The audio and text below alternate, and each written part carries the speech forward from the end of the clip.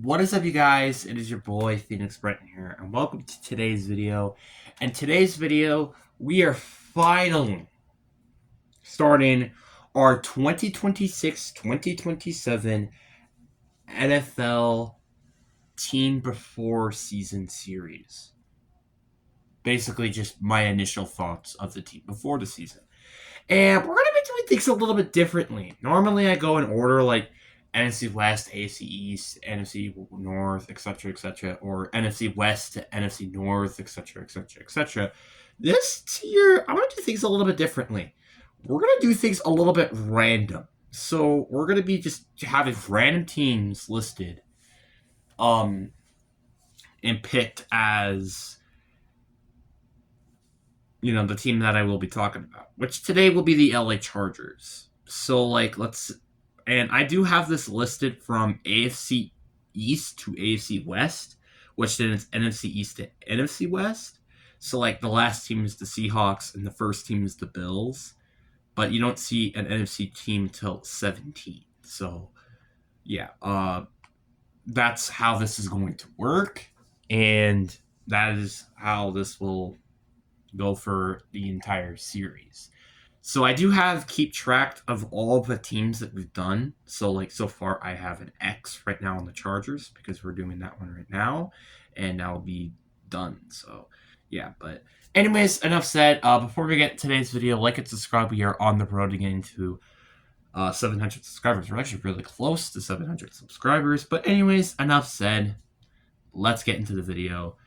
And the Chargers are they're a very fascinating team because I feel like out of anything, this team was a bit disappointing last year. I mean, yeah, to be granted, Rashawn Slater and Joe Alt, they both missed probably combined 30 games or something combined, but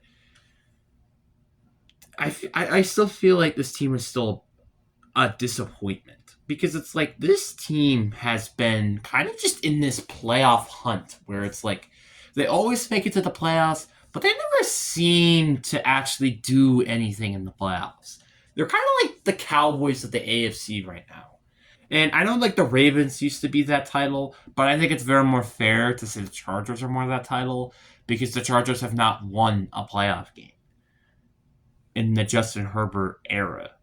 I think the last time they've won a playoff game was back in the mid 2010s. So, which is saying something. And I just think, thinking about it, it's just so mind boggling to me that that's the case. Because this team does have some actual talent. Like Derwin James, who just got a contract extension, funny enough.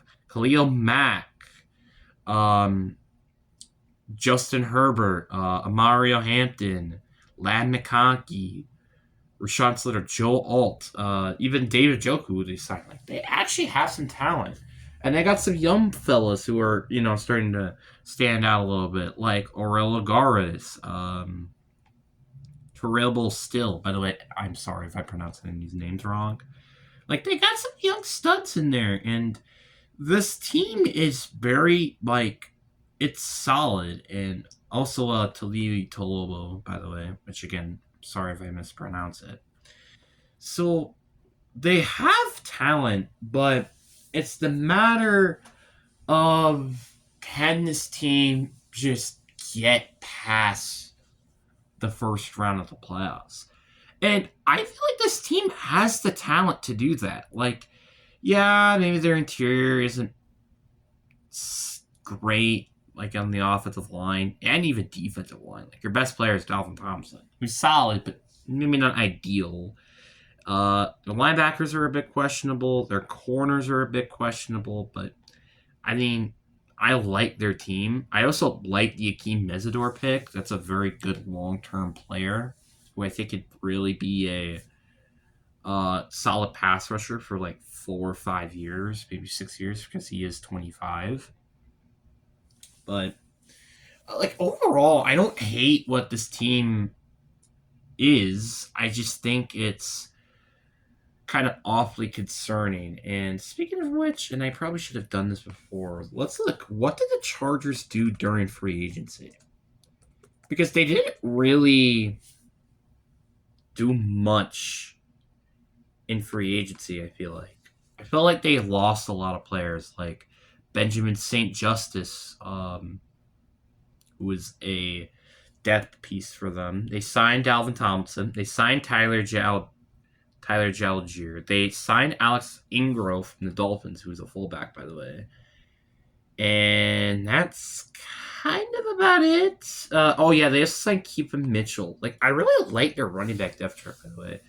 But they did lose a couple of players. Like, they lost we lost Benjamin St. Juice, like I just said. They lost Afe Owe, which was a pretty big loss. Zion Johnson. Like, they did lose a couple of players, but they weren't big, like, game-changing players. It's like, this team didn't really much improve. I mean, maybe depth-wise it did, but, like, it didn't improve much, like, as a team, though. That's kind of the thing. Like, I feel like the holes of this team are still holes. Maybe, like, besides the future edge rusher, because you got Eddie Mesidor for that. But you kind of get what I mean. It's like, this team didn't really do much to improve, but it didn't do much to, like, not improve. Like, or decline, you could say. It was kind of just a team that kind of just stayed the same. And there's not really much to say about this team, because this team is just... It's been the same for so many years now. Like, this team has just been, this team is good enough to make it to the playoffs, but never makes it past that point, which has always just been such a thing with this team for so long that it's absurd.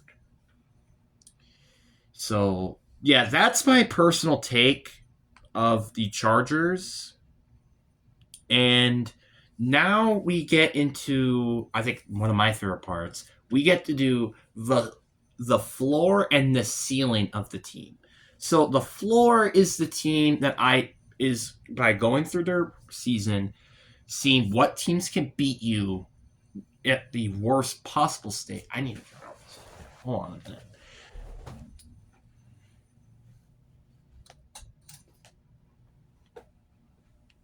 The fan, it was triggering. The floor is what this team's worst case scenario is, and the ceiling is the best case scenario. So that's how the season is going to go. So let's start off with the floor and going by their schedule, which I'll go week by week, by the way. So I still think you win your first two games no matter what, which is Arizona and Las Vegas. But I do think you're obviously going to lose on the road against Buffalo and then lose on the road against the Seahawks, the defending Super Bowl champions. Then you will also lose at home against Denver. But then you get the loss again on the road against the Chiefs. You get to lose on the road against the Rams. You lose at home against the Texans. Then you lose on the road against Baltimore. You do get the win at home against New York, but you do lose at home again against the Buffalo, against the Patriots. You lose on the road against the Raiders or the Bucks. I do think you actually sweep the Raiders no matter what. You lose to the Chargers at home. I think you do beat the Dolphins on the road no matter what. I just think you beat the Chiefs at home no matter what. But then you also lose to the Chargers in Week 18. So their floor is I missed one. There we go. Their floor is 6-11, which isn't great. Like, I think if that did end up happening, a lot of major changes would definitely happen with this team. But once again, also looking at their schedule, they do not have a very easy schedule, which is something you do have to point out. Until maybe the later end, I would say, is when their schedule gets relatively easy. Then we got their ceiling. I mean, I still think the first 4 games go exactly how they were, which was win-win, loss-loss. But you get a win at home against the Broncos. You do get the win on the road against the Chiefs. I still think you're going to lose to the Rams, though, on the road. But you get the win at home against Houston. I do think you also get the win on the road against Baltimore. You get win at home against New York still. I think you get the win at home against the Patriots in a rematch. I think you get the win on the road against Tampa. And you get the win at home against the 49ers. You still get the win against the Dolphins, Chiefs. And I do think you still lose to the Broncos, though, on the road, which puts their ceiling at 13-4. So this team, again, has a chance to be like the 2 seed, the 3 seed, but it also has a chance, which is very unlikely, for them to just completely miss everything. And just going off like the middle ground here for me, I'm actually kind of curious to see what my middle ground is for this team. My middle ground area, I'd say, is this team goes 11-6, which that's just what I think might happen. And that's definitely a playoff spot. I mean, I don't think it's probably going to be enough to win the division because you have the Broncos in it, but it's still a good enough record to surely make them a playoff spot. But like I said before, there are games in here that they can easily drop, and I think could potentially put them at risk for not making it to the playoffs. But I also think this team is probably just too good enough, I feel like, to not miss the playoffs, but also not maybe potentially good enough for them to not make it into playoffs. Or, I mean, to win a playoff game. That's what I'm about to say. But anyways, guys, I really do hope you guys enjoyed this video. I hope you guys have a fantastic day. Peace.